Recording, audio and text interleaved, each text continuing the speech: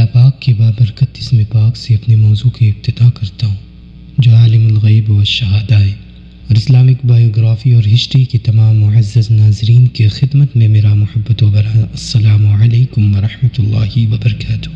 میرا آج کا عنوان مسکان خان ہے، جس نے تنی تنہا سینکڑوں کو للکارا، قانون اسلام پر عمل کرتے ہوئے حجاب زیب تن کیا، اپنی عزت کے ساتھ اپنے والدین کی عزت اور تمام مسلمانوں کی عزت کو اوج ثریا تک پہنچایا، جس کی ہمت کو دیکھ کر سینکڑوں بھیڑیے بھی خاموش ہو گئے۔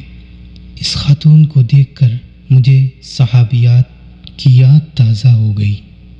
عورت چاہے وہ ماں، بہن، بیوی اور بیٹی ہو، ہر روپ میں قدرت کا قیمتی تحفہ ہے، جس کے بغیر کائنات انسانی کی ہر شے فیکی اور ماد ہے۔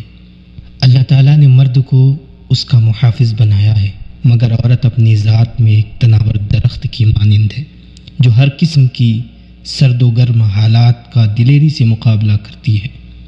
اس کے عزم و حوصلے اور استقامت کی بنیاد پر اللہ تعالیٰ نے جنت کو اس کے قدموں تلے بچھا دیا ہے، اور اس دور میں اس کی جیتی جاگتی مثال مسکان خان ہے، جس نے اکیلے سینکڑوں کفار کو للکار کر رکھ دیا۔ سلام ہے مسکان خان کو اور اس کے ماں باپ کو، جس نے حضرت صفیہ رضی اللہ تعالی عنہا کی سنت کو دوبارہ سے زندہ کیا۔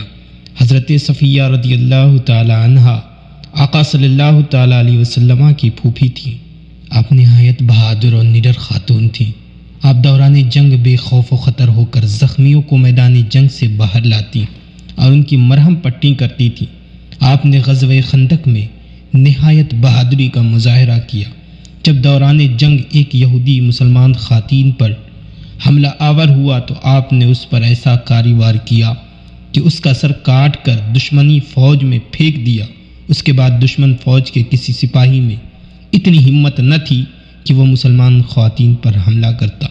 اللہ پاک ہر مسلمان کو حضرت صفیہ رضی اللہ تعالی عنہ کی تعلیم سے سبق حاصل کرنے کی توفیق عطا فرمائے، اور مسکان خان کو دنیا و آخرت کی تمام تر کامیابیوں سے سرفراز فرمائے، اور اللہ پاک ہر مسلمان کی جان و مال، ایمان و عمل، عزت و آبرو کی حفاظت فرمائے، ہر مسلمان بہنوں کی عزت و آبرو کی حفاظت فرما، آمین یا رب العالمین۔ السلام علیکم ورحمۃ اللہ وبرکاتہ۔